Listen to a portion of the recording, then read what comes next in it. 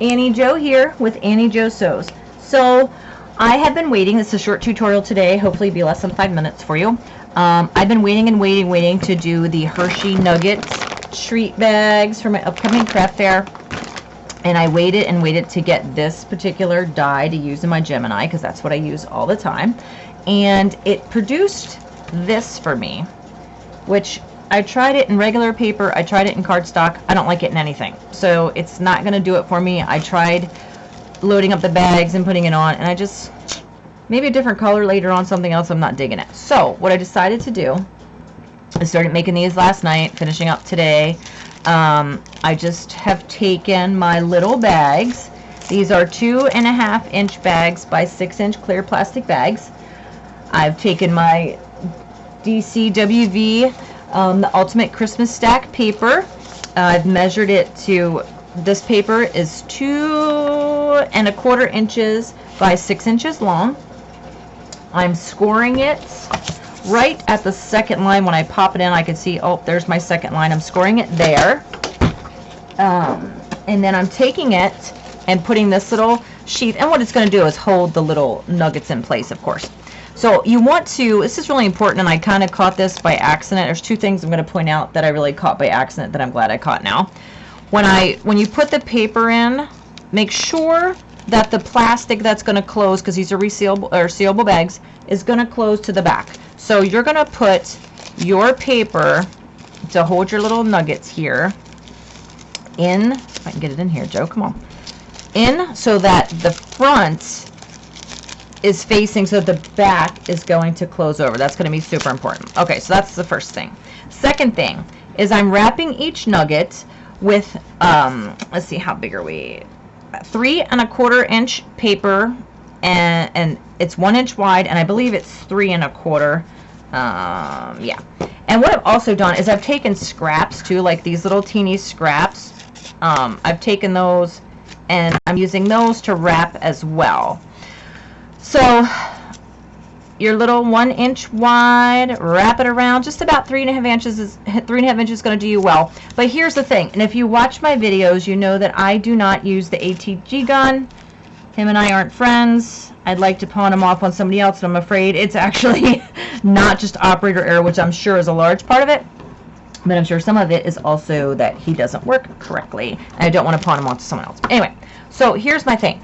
I found this out today too by trial and error. After I've taped my little wrapper for my nugget, I am going to take it and put it so that it's going with the way that the Hershey Nugget closes. So that's why I had a couple of lost soldiers that I absolutely had to eat today, because you know I couldn't let them go to waste.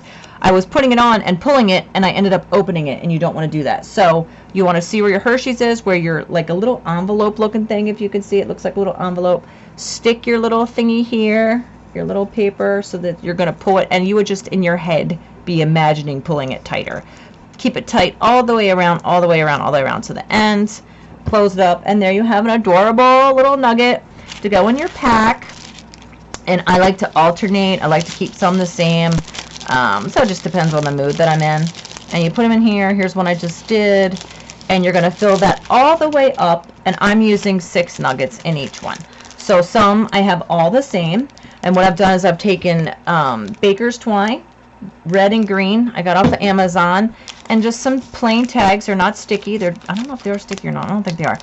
They're just sort of cardstock tags, so that you can just basically give it to someone as a gift. So I know some folks don't want to do their price points and post about how they don't want to post price points and all that stuff. I'm going to tell you what I'm selling them for, because if you come to my craft fair, you're going to know what I'm selling them for. So they're going to be $3 each, 2 for $5. The bag here was $9.98. The 200 little bags that I got to wrap these in was probably $1.10, maybe $1.40 for 200 bags. Baling twine, these two for about $7. And the little card stack, or the paper stack from the Ultimate Christmas Stack by DCWV was probably, I don't know, if you work it out, maybe there's like 5 cents a sheet. So I'm thinking I probably have, other than my time, and you know, time is valuable, but I also enjoy doing this. It allows me to be self-employed, run my pet sitting business, craft, and have fun all at the same time. So basically it's my time that's most expensive. So I think the profit margin is going to be pretty good on these if you don't count my time. If you count my time, I'm not making any money, you know. But with just cost of supplies and a fair price to give to your craft goers, and so that everybody has a price point so everybody can buy something, this will be especially good for kids, maybe to give to mom and dad, or you know, a brother and sister to stick in their stocking. I think they're great. I think $3 is a great price point for where I'm located. 2 for $5 is going to be great for people, and I will probably sell out. Anyway, thanks so much for watching my video. If you haven't subscribed already, please subscribe to my video. I'm going to try and list one every day. No promises, but I'm going to try. And my YouTube channel is youtube.com/Auntie Jo Sews. Thanks for watching. Okay, so I had to pick back up and show you. So I alternate it with every third one being the same. And then how I closed it was you just peel, and the other thing too, again, I should have done this in the video, but peel it off like that and then lay it flat so it's nice and flat so that you won't have any bubbling or them riding up on each other. And then just push it back like that.